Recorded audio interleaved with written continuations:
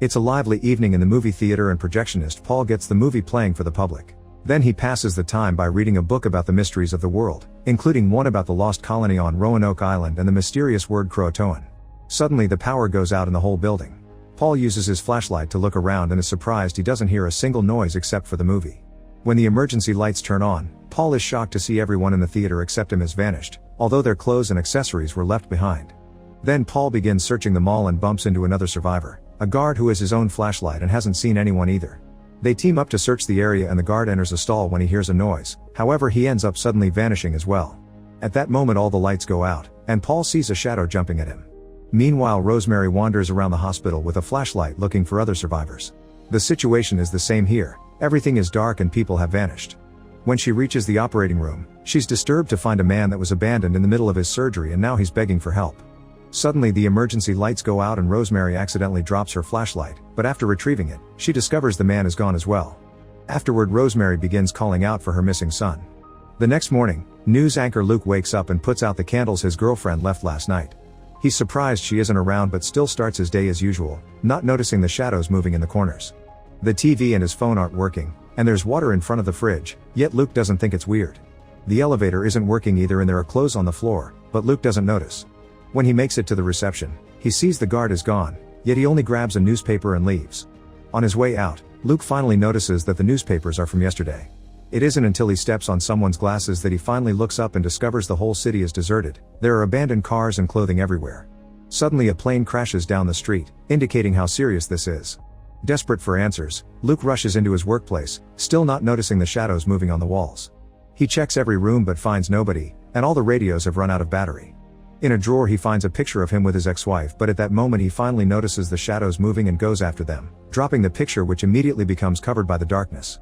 72 hours later, Luke appears running down the dark streets with his body covered with flashlights. These past days he's learned how to keep the shadows away from him, and now he's jumping from car to car trying to find one that works to no avail. Frustrated, Luke decides to take a break in a car and makes sure to lock the door.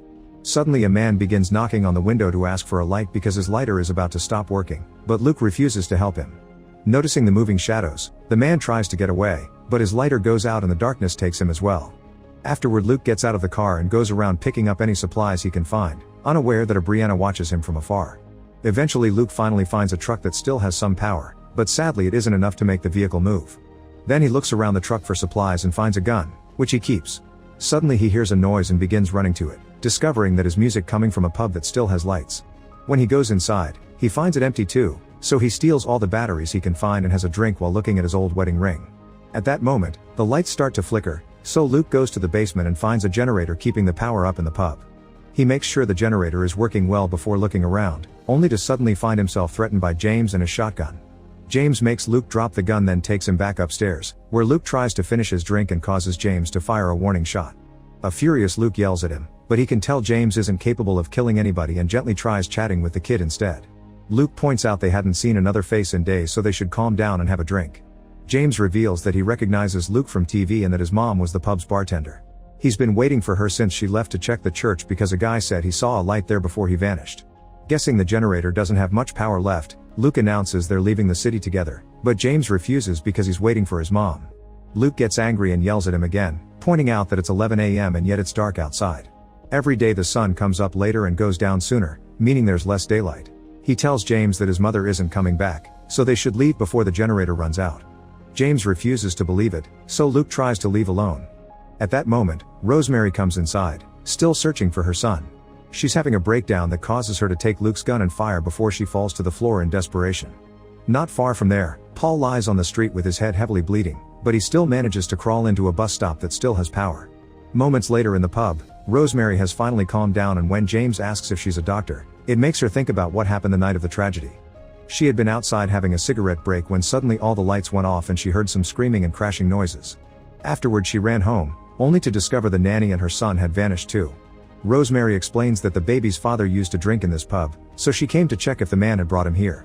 Suddenly the group hears a noise and comes out to see Paul shouting in the distance. At first Luke refuses to help him, but when Rosemary and James insist on doing the right thing, Luke decides to go after all. With a flashlight in hand, Luke runs to Paul as he ignores the shadows moving around him. When he makes it to the bus stop he immediately picks Paul up, only for his flashlight to stop working. The shadows begin coming closer, so Luke lights a sparkler and takes Paul to run back to the pub. Meanwhile, James thinks he can hear his mom and tries to go out, but Rosemary stops him before he can open the door to the shadows.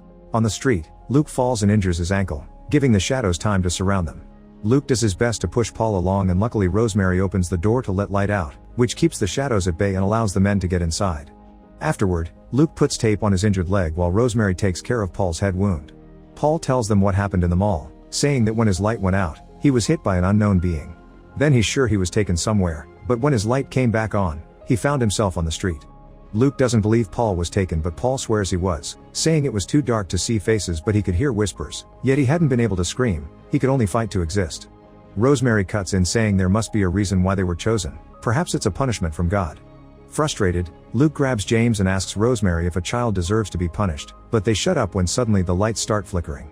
They can see the shadows moving, so Paul tells everyone to start disconnecting all the machines so the generator's power can last longer. Then they go to the basement to check on the generator, and Luke discovers there's a locked door down there, so James explains it's an emergency exit. Feeling helpless, Paul gives a few kicks to the generator, which causes the light to flicker again and the shadows to get creepy. Luke pulls Paul away from the generator, and once he's calmed down, Paul shares the story of the lost colony on Roanoke Island. In 1587, 117 people formed the first English colony on that island. However, when a supply ship arrived, they discovered that the community had vanished without a trace, and the only thing they found was the word Croatoan scratched on a fence post. Nobody knows what it means, but Paul thinks it was a warning the colony got before they were reset. Suddenly Paul collapses because of unbearable pain in his head, so they carry him to the pool table where Rosemary takes care of him. Luke goes to the bar to get ice, but he's feeling hopeless too and starts crying as he takes out his old wedding ring and remembers what happened the day of the tragedy. While he was following the shadow, he entered the main stage and the power came back, causing the cameras to move. Luke rushes to check the tapes of the last newscasts, which were interrupted by the shadows. This was caught on camera and Luke had to watch his girlfriend vanish. All the other show recordings went through the same thing, and a mysterious shadow appeared on the screens. One of the TVs received a live transmission from a Chicago reporter, who claimed he heard the voice of his dead brother calling him from the darkness. His theory was that the shadows in the dark could use tricks to attract victims, and he advised everyone to only trust lights that are on their own hands. Then the power went out again and Luke could hear a voice in the darkness, only for the shadows to start chasing him until he entered a room and ripped down the blinds to let the sunlight in. Back in the present, Luke tells the others that they should leave before the generator fails, and points out that the lights in the pub may be a trap to attract people to the shadows. Rosemary thinks maybe they should accept their destiny, since the shadows may be heaven and the voices are calling them to reunite with their loved ones. She also refuses to leave without her son. A furious Luke yells at them, pointing out that by using the truck they could find a hospital for Paul and maybe even search for Rosemary's son and James' mom. As the lights start flickering again, Luke offers a speech about survival and points out that if this is a reboot like Paul said, then he wants to see it as a new beginning and not an end. The group agrees to leave, so Luke and Rosemary will go out to bring the truck while James takes care of Paul. Before leaving, Luke gives a car keychain to James, saying it's a good luck charm. Meanwhile, Rosemary checks Paul's bandages and he starts talking about how pretty she is, wondering if he could ever have a woman like her. To comfort him, Rosemary kisses him. As soon as the duo leaves, the lights in the pub flicker. James keeps an eye on Paul, who keeps rambling about random topics. When he falls asleep, the lights flicker again, so James wakes him up. Paul wishes he could hear music one more time and convinces James to connect the jukebox again. This forces the generator to use too much power and the lights keep on flickering, but hearing the music allows James to imagine the pub is full of people and he can see his mother at the bar. He only snaps out of it when he hears Paul yelling in pain, so James rushes to calm him down before going to the bathroom for water. At that moment the lights go off for a few minutes, and when they come back, Paul calls for James, who doesn't reply. He gets off the table to look for the boy, only to find his things on the ground. Worried, Paul goes to look for James in the basement and finds the emergency door open, so he crosses it. He finds a long corridor illuminated with bright lights and hears James calling for him, so Paul begins looking for him. Eventually he finds another door at the end of the corridor, only to discover that it opens to a brick wall. Frustrated, he hits the bricks as the lights begin going out one by one behind him. As the song from the jukebox starts playing, a shadow appears in the corridor and the darkness begins covering Paul as he repeats "I exist" over and over. It's then revealed that Paul is actually still on the table, and the power in the pub goes off for a few seconds. When they come back on, James is still in the bathroom, and he comes out to check on Paul only to find him gone. The shadows and lights start flickering in the pub, so James runs to the basement to check the generator. Outside, Rosemary and Luke approach the truck as quickly as possible because Rosemary's flashlight goes out. They begin pushing the truck toward the pub, however Luke's leg wound begins hurting so they need to take a break. While they rest, Rosemary shares a story about her son learning to talk and Luke confesses his ex-wife is in Chicago, but he doesn't think she would want to see him. At that moment Luke's flashlight fails as well, but they get light from a new source. It's Brianna, who is aiming her own flashlight at them, but she also gets the attention from the darkness which starts closing in around them. The duo tries to tell Brianna to come to them, but instead she runs away. Luke tries to go after her, but his wounded leg makes him fall. When the shadows are about to capture him, Rosemary manages to turn on the car's headlights and scares the shadows away, so Luke can return to her. After a few seconds though, the truck's lights start to fail and they can see weird shadows in the fog. Luke grabs pieces from other cars and manages to build a torch, but unfortunately they left the lighter in the pub. Suddenly Rosemary turns off the truck's lights and starts running while dragging Luke with her until they make it to the hospital. The door is locked, so Luke shoots the lock and they manage to rush inside. After admitting she actually didn't work here, Rosemary quickly finds some matches and lights the torch, so Luke thinks they're ready to leave. However, Rosemary tells him to wait while she goes to the storage room to get alcohol to keep the torch lit. While Luke decides to put his ring back on, Rosemary hears a baby crying and sees a light at the window, so she follows the noise outside and discovers a baby carriage under a street light. She immediately runs to it, only to find the carriage empty. Hearing Rosemary outside, Luke runs to the street too, but it's too late. Rosemary vanishes at the same time the light goes off. Terrified of a shadow shaped like Rosemary, Luke runs back to the truck and starts to push him alone. In the pub's basement, James is scared because he can see a human-shaped shadow approaching him, but before anything happens Luke finally returns. After sharing a hug, James is devastated to hear they've lost Rosemary too, but Luke promises they'll make it. The duo then connects the generator to the truck and Luke leaves James behind the wheel before going into the basement to finish the connection. James tries to start the truck and after a few failed tries, the vehicle finally works again but also leaves the pub without power. Inside, the shadows begin chasing after Luke, but he manages to run out and join James in the truck. Panicking, Luke begins driving in reverse with the truck's hood open, which is blocking his sight. A few blocks later, he has no choice but to stop the truck and ask James to keep his foot on the gas pedal to keep the engine working while he goes out to close the hood. At that moment, James notices the church has light and calls for his mother while running toward it, ignoring Luke's warnings.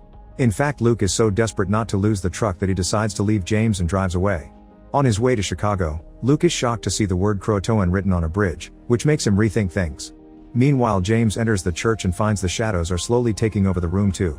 There is a circle of candles by the altar and next to it, James can see a shadow that whispers his name in his mom's voice. At that moment a shadow tries to attack him from behind, but suddenly Luke crashes into the church and lights up the room. Luke asks James to get in the truck but James refuses, saying he's found his mom. Unfortunately, when James checks the altar, he only finds a pile of clothing, confirming his mother is gone. Luke tries to come for him, but the truck's light goes out and sadly he vanishes as well, dropping his ring in the process. As the shadows slowly begin to cover the church again, James sits in the middle of the candle circle while repeating his name and the words "I exist." One by one, the candles go out and darkness takes over. The next morning, the sun finally rises again.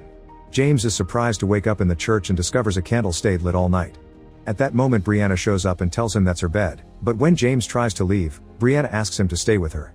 She reveals she's been surviving thanks to a solar-powered flashlight, and in return James shows her Luke's charm.